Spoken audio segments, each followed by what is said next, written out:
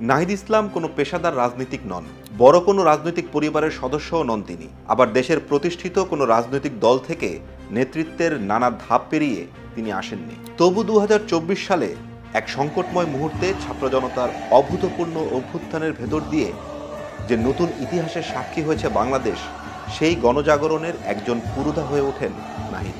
দেশ কাঁপানো এই অভ্যুত্থানে দেশ ছেড়ে পালাতে বাধ্য হয় শেখ হাসিনা। স্বভাবে বিনয়ী হলেও নিজ লক্ষ্যে অবিচল নাহিদ আন্দোলনের শুরু থেকেই রাজপথ থেকে শুরু করে আনুষ্ঠানিক সংবাদ সম্মেলন কিংবা গোপন বৈঠক সবখানেই তিনি ছিলেন সম্মুখ সারিতে। আন্দোলন চলাকালীন ২১ জুলাই নিরাপত্তা বাহিনী তার বাড়িতে অভিযান চালিয়ে তাকে তুলে নিয়ে যায়। এরপর আইনশৃঙ্খলা বাহিনীর হেফাজতে তার সঙ্গে যা যা ঘটেছিল তাতে তার সবকিছু শেষ হয়ে যাওয়ার কথা। কিন্তু ওই নির্যাতনই নাহিদকে আন্দোলনের সবচেয়ে শক্তিশালী প্রতীকে পরিণত করে। তাহলে অপহরণ ও নির্যাতনের শিকার এই বিশ্ববিদ্যালয়ের শিক্ষার্থী কিভাবে দেশের সবচেয়ে বড় রাজনৈতিক পরিবর্তনের গুরুত্বপূর্ণ মুখ হয়ে উঠলেন? এখন তার ভবিষ্যৎই বাকি। আজকের স্টার এক্সপ্লেইনসে আমরা জানব নাহিদ ইসলামের সংগ্রামী পথ চলার সেই গল্প।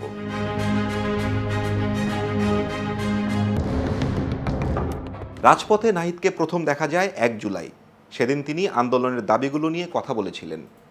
প্রথম আলোতে প্রকাশিত এক প্রতিবেদনে তার বক্তব্যে তিনি বলেন, ৪ জুলাইয়ের মধ্যে আমাদের দাবির চূড়ান্ত সমাধান চাই।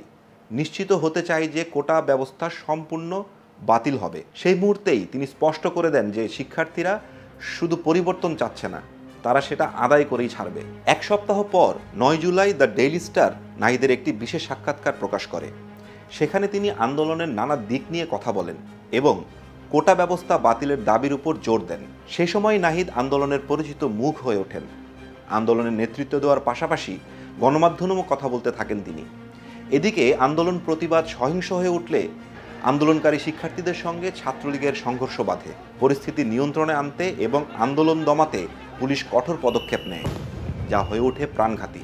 পরিস্থিতি আরও উত্তপ্ত হয়ে ওঠে যখন ২০ জুলাই ভোরে সবুজবাগের একটি বাসা থেকে আইনশৃঙ্খলা বাহিনী নাহিদকে তুলে নিয়ে যায়। ডেইলি স্টারকে দেওয়া এক সাক্ষাৎকারে তিনি বর্ণনা করেন জ্ঞান হারানোর আগ পর্যন্ত কিভাবে তাকে শারীরিক ও মানসিক নির্যাতন করা হয়েছিল। এর কয়েকদিন পর ২৬ জুলাই নাহিদকে আবারও তুলে নিয়ে যায় পুলিশের গোয়েন্দা শাখা। এবার তাকে হাসপাতাল থেকে তুলে নিয়ে যাওয়া হয়। তাকে একটি গোপন স্থানে রাখা হয়েছিল, যা পরে তিনি আয়নাঘর হিসাবে শনাক্ত করেন। ডিবি দাবি করেছিল তারা নিরাপত্তার স্বার্থে নাহিদ সহ আরও ৫ জন সংগঠককে আটক করেছে, কিন্তু সেখানে তাদের জোর করে আগে থেকে তৈরি করা একটি বক্তব্য পড়ানো হয়। সেখানে কার্যত আন্দোলন বন্ধের ঘোষণা দেওয়া হয়েছিল। এভাবে আন্দোলন দমানোর জন্য কর্তৃপক্ষ তাদের মনোবল ভেঙে দেওয়ার চেষ্টা করে। কয়েকদিন আটক থাকার পর ১ আগস্ট নাহিদ ও বাকিরা মুক্তি পান।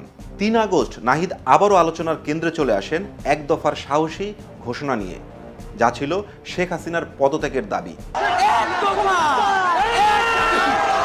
শেখ হাসিনা সহ এই সরকারের পতন এবং ফ্যাসিবাদের বিলোপ।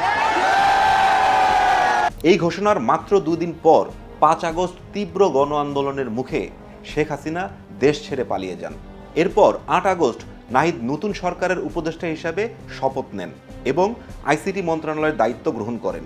শুরু থেকেই তিনি ছিলেন গুরুত্বপূর্ণ উপদেষ্টা পদে থাকা ২ ছাত্রনেতাদের একজন।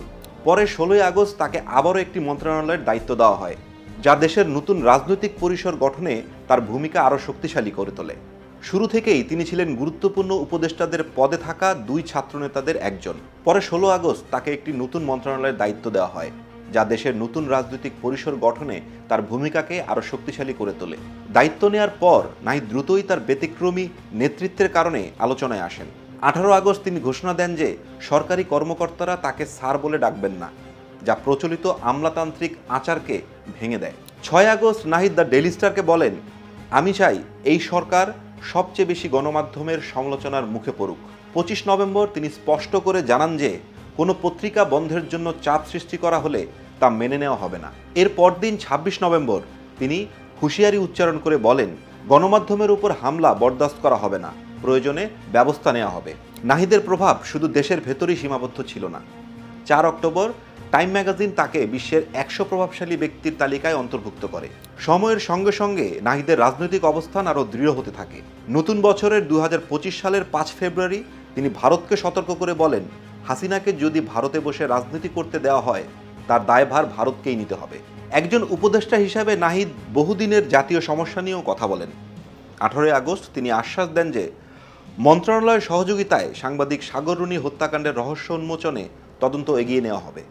22 আগস্ট তিনি ভারতের পানি ব্যবস্থা নিয়ে কড়া সমালোচনা করেন এবং বলেন, কোনো সতর্কতা ছাড়াই পানি ছেড়ে দেওয়া মানবতা বিরোধী কাজ। নানা ক্ষেত্রে প্রভাব বাড়লেও 17 আগস্ট নাহিদ স্পষ্ট জানান যে তার নতুন কোনো রাজনৈতিক দল করার পরিকল্পনা নেই।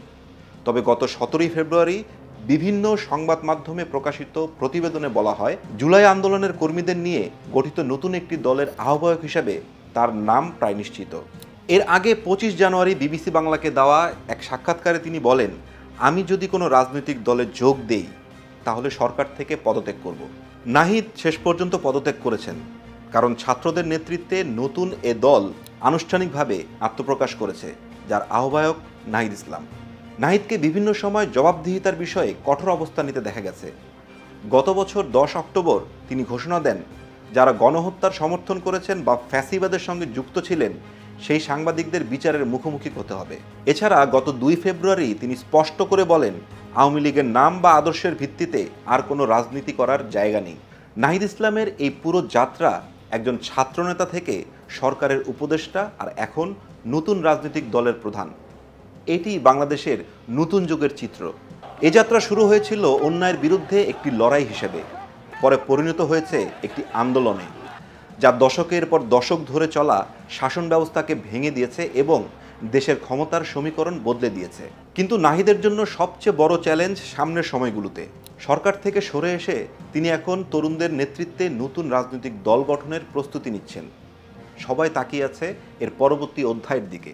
প্রশ্ন হলো, নাহিদ ও তার সহযোদ্ধারা কি বিপ্লবের সুশাসনের রূপ দিতে পারবেন? তাদের আন্দোলনের আদর্শ কি ক্ষমতার কঠিন বাস্তবতায় টিকে থাকবে? তবে একটি বিষয় স্পষ্ট, নাহিদ ইসলাম এখন আর কেবল অভ্যুত্থান থেকে উঠে আসা কোনো নাম নয়, তিনি এখন বাংলাদেশের ভবিষ্যৎ রাজনীতির এক গুরুত্বপূর্ণ মুখ।